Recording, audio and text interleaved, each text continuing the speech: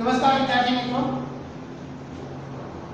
धोरण 9 विषय हिंदी गद्य 6 मेरी बीमारी श्यामा मेरी। इसके लेखक हैं हरिवंश राय बच्चन और ये वीडियो का भाग तीसरा है।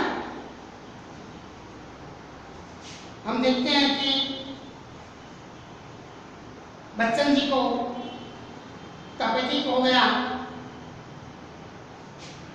उनके माता पिता को जब इस बात का पता चला तो वो भी सोच में पड़ गए, लेकिन उनके पिताजी बड़े धैर्यवान थे।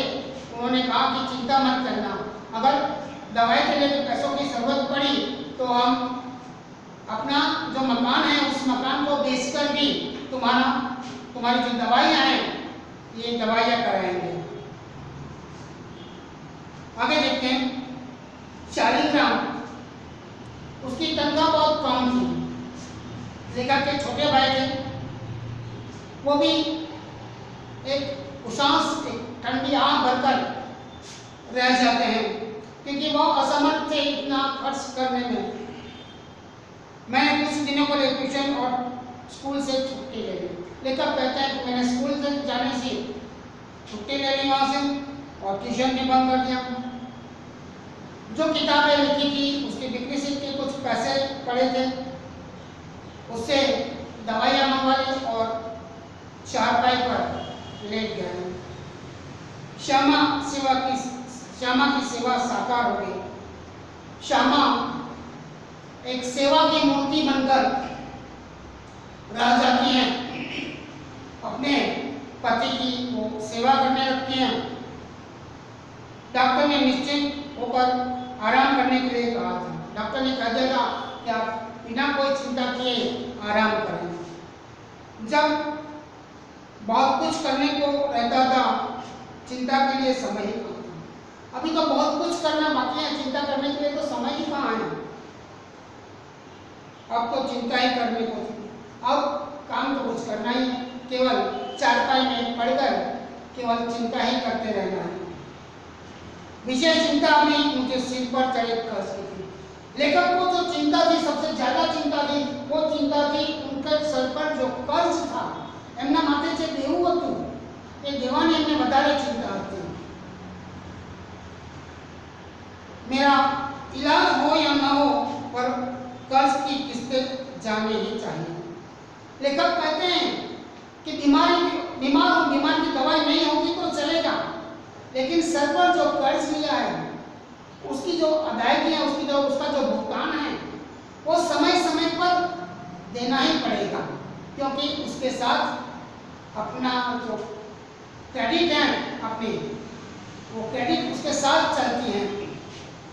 लेखक इसलिए कहते हैं कि मेरा इलाज हो या ना हो पर कर्ज की जो किस्तें हैं वो तो जानी चाहिए। उसकी नियमित अदायगी के साथ मेरी जो साख है, इज्जत है, वो इसके साथ ही है।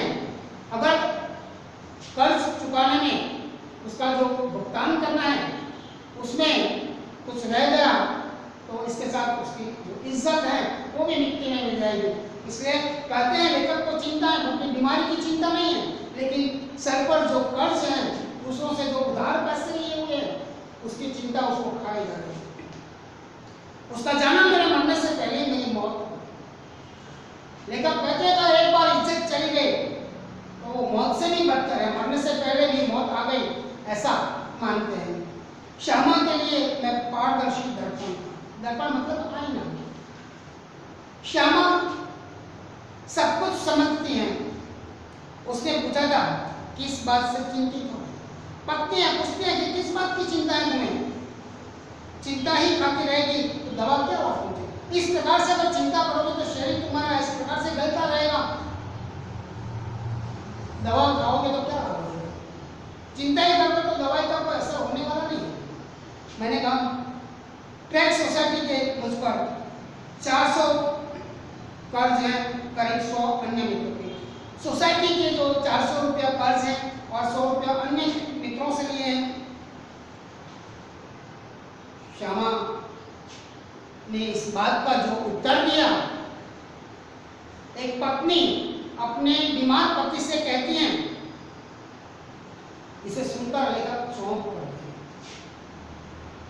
उसने सहसा उठकर उसे घूरकर देखा, जैसे श्यामा को एक बार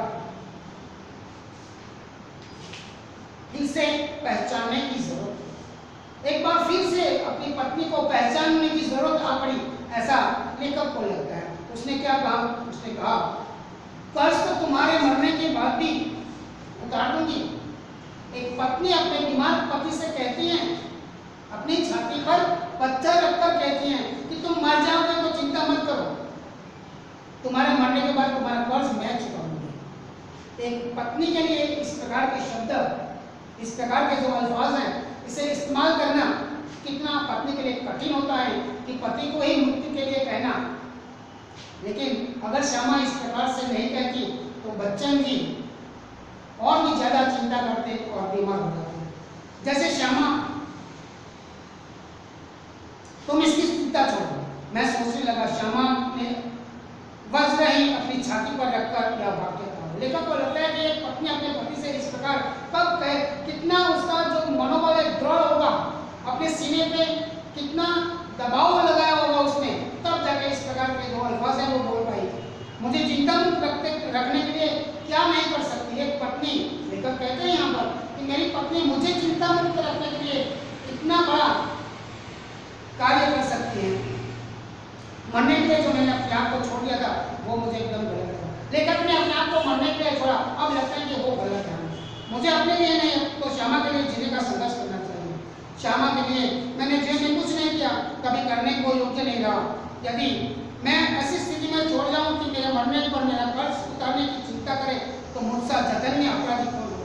लेखक कहते हैं कि पत्नी इस प्रकार कहते हैं तो मैं अपना कर्ज चुकाए बिना मर जाऊं, मेरी मृत्यु हो जाए, तो इससे बड़ा अपराध और क्या हो सकता है?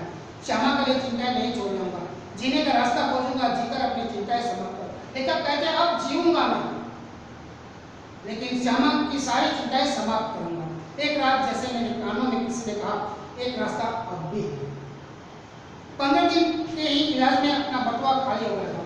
ये जो अंग्रेजी दवाइयाँ के पीछे खर्च हुआ तो 15 दिन में तो जितने पैसे थे वो सब समाप्त हो गए। मैं कदापि नहीं चाहता था कि पिताजी घर को हाथ लगाए। पिताजी कहते थे कि घर बेचकर दवाई करेंगे, लेकिन मैं नहीं चाहता कि पिताजी को मेरी दवाई के लिए अपना घर बेचना पड़े। अपनी वृद्धावस्था में शांति से बैठने को, चाहे उनको भूखे नंगे ही बैठना पड़े, उनको एक शरण स्थल बनाया था। भूखे नंगे भी बैठे तो अपने घर में बैठे, एक शरण स्थल बनाते हैं लोग, जहाँ अपने हर समय वहाँ पर बिता सकें। मैं उससे उन्हें वंचित करने का कारण नहीं बन सकता। लेकिन कहते कि मैं उसका कारण नहीं बन सकता कि मेरे पिताजी को मेरे कारण अपना घर बेचना पड़े। यहाँ भी नियति का एक व्यंग है कि मेरे माता पिता दोनों में से किसी को अपनी छत के नीचे अंतिम सांस छोड़ने का योग नहीं था। उनके माता पिता का देहांत होता, लेकिन एक योग सा था कि वहाँ पर उस घर में उनकी मौत नहीं हुई। ना जाने राम कहाँ लागे माटी। कहते हैं कि न जाने ये शरीर है कहाँ पर किस जगह पर छूट जाए, ये हम कह नहीं सकते, पर उस समय में कैसे जानता। और एक दिन मुझे वह रास्ता दिखाई दिया जिस पर अपने बल पर चलकर मैं अपनी चिंताएं समाप्त कर सकता था। किसी के लिए, विशेषकर श्यामा के लिए, कोई चिंता नहीं छोड़ूंगा। इस संकल्प ने मुझे दृष्टि दी और लेखक ने तय कर लिया, एक अपना मनोबल बना लिया कि वो श्यामा के लिए कोई चिंता नहीं छोड़ेगा। और एक इस जो नई दृष्टि ने नया बल दिया। मैंने डॉक्टर बीके मुखर्जी के पास जाकर कहा, डॉक्टर साहब आपका इलाज बहुत महंगा है, मेरे पास आपके इलाज के पैसे नहीं। डॉक्टर मुखर्जी के पास जाते हैं और कहते हैं कि डॉक्टर साहब आपका इलाज बहुत महंगा है, मेरे पास पैसे नहीं है। डॉक्टर ने क्या कहा, पैसे नहीं है तो जाओ मरो। इसके पूर्व कि मैं कुछ कहूँ या पूछूं, उन्होंने अपने बदनाम मुंह फट स्वभाव से कहा, पैसे नहीं है तो जाओ मरो। डॉक्टर जो मुखर्जी थे वो स्पष्ट वक्ता थे, अगर पैसे नहीं है तो क्या करेंगे, दवाई को कौन करेगा, जाओ मरो, पैसे नहीं है तो ऐसा मुंह फट डॉक्टर का तो कह दिया। मुझे जीवन में चुनौती से ही बल मिलता है। लेकिन कहते हैं जब जब मेरे सामने कोई चुनौती आती है तो मैं उस चुनौती का डटकर मुकाबला करता हूँ। इस समय उसके सामने एक चुनौती है, बीमारी एक चुनौती के रूप में उनके सामने है। वे यदि मुझसे 100 वर्ष जीने का आशीर्वाद भी देते तो शायद जीने के लिए संघर्ष करने का मुझमें इतना बल ना था जितना कि उन्होंने कहा कि जाओ मरो शब्द में समझो। जाओ मरो ये शब्द सुनकर एक नया जोश उनके दिल में आता है और एक नई ताकत। अगर उन्होंने कह दिया कि 100 साल जीना है तो इतनी ताकत उनमें नहीं आती, लेकिन जाओ मरो कहा तो एक ऐसा लगा कि अब वो जीकर दिखाएंगे, ऐसा अपना मनोबल बना लेते हैं। ललकपन में मेरे पड़ोसी बाबू मुक्ता प्रसाद ने लुई पुणे के पानी के इलाज से मुझे परिचित कराया। लुई पुणे जो है वो लुई लेखक हैं और उनकी जो पुस्तक है उसमें दवाइयों के बारे में बताया गया है।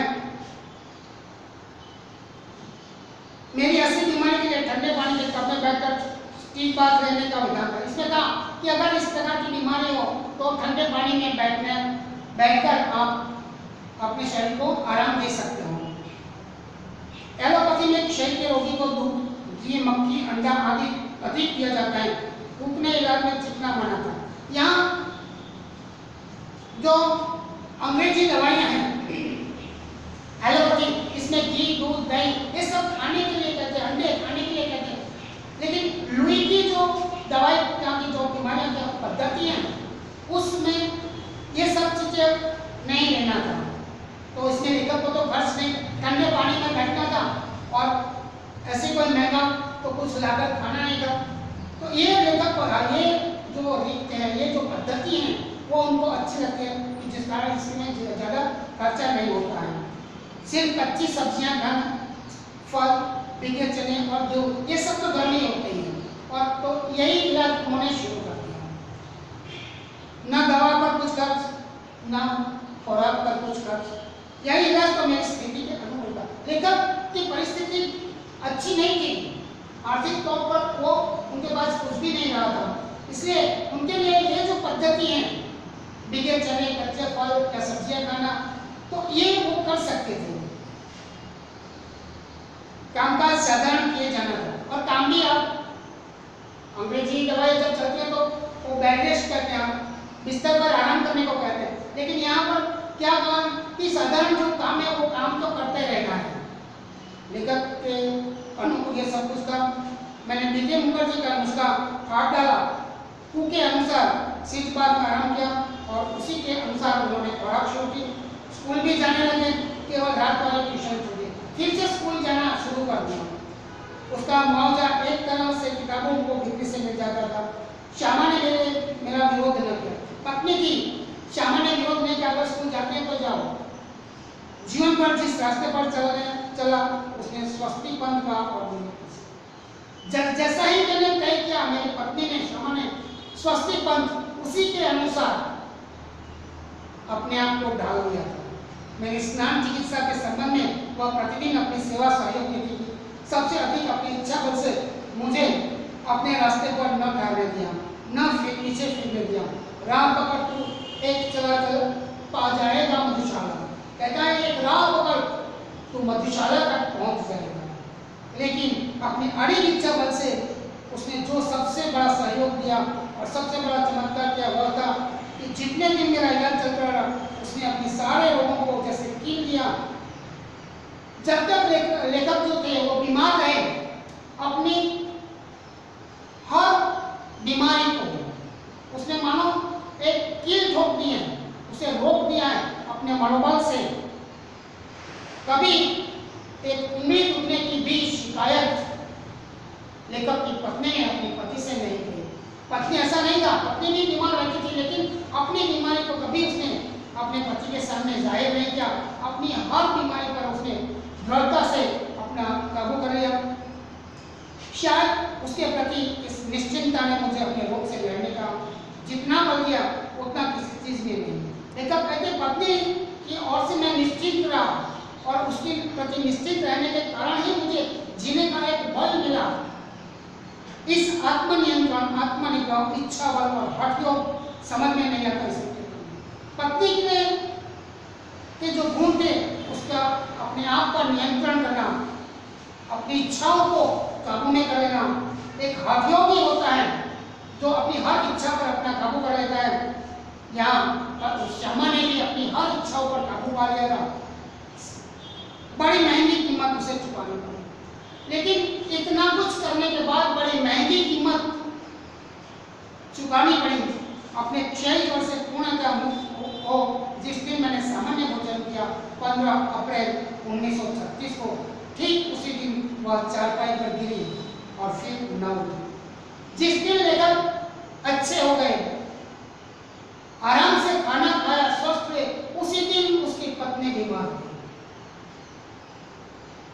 इस प्रकार बीमार हुई कि फिर कभी बिस्तर से उठ ही नहीं पाई। 216 दिन बराबर रोगशैया पर पड़े रहने के बाद 17 नवंबर 1936 को अपना शरीर छोड़ा। 216 दिनों तक उसकी पत्नी बीमार रही। मानो लेखक की जितनी बीमारी थी वो बीमारी उनकी पत्नी ने ले ली। श्यामा के और अपने विवाहित जीवन के अंतिम 18 महीने में मुझे और उसे दोनों को मौत का संघर्ष करना, दोनों को ये 18 महीने जो बीते, दोनों को मौत के साथ संघर्ष करना पड़ा। मेरे संघर्ष में श्यामा ने अपनी इतनी आंतरिक मंगल कामना दी, इतना सहयोग दिया, इतनी अपनी सेवा दी, इतना अपने आप को दिया, इतना अपनी ओर से मुझे चिंता मुक्त रखने का प्रयत्न किया। उस संघर्ष में मैं विजयी। उनकी पत्नी के कारण लेखक विजयी हुए, पर उस संघर्ष में बहुत मैंने अपनी शुभकामनाएं दी, बहुत अपने को दिया, पर वह पराजित हुए। मुझे बहुत कुछ दिया, लेकिन वो अपनी जिंदगी से हार गई। संभवतः एक मोर्चे की कमजोरी से वह मेरे विषय में मृत्यु की अंतिम सांस तक चिंता मुक्त नहीं हुई, अंतिम सांस तक चिंता मुक्त नहीं हुई, और पति की स्वस्थता की हमेशा कामना कर। इस प्रकार से ये जो आत्मकथांश है, इसमें हरिवंश राय बच्चन जी ने अपनी पत्नी को इस प्रकार की श्रद्धांजलि दी, ऐसा कहे तो भी चले। तो इस प्रकार से अपने जीवन के बारे में ये सारी बातें यहाँ पर दी हैं। मित्रों, यहाँ आप लोग बदल पूर्ण થાય છે। સ્વાધ્યાયના પ્રશ્નો તમારે નોટમાં લખી લેજો અને પ્રશ્નો તૈયાર કરો।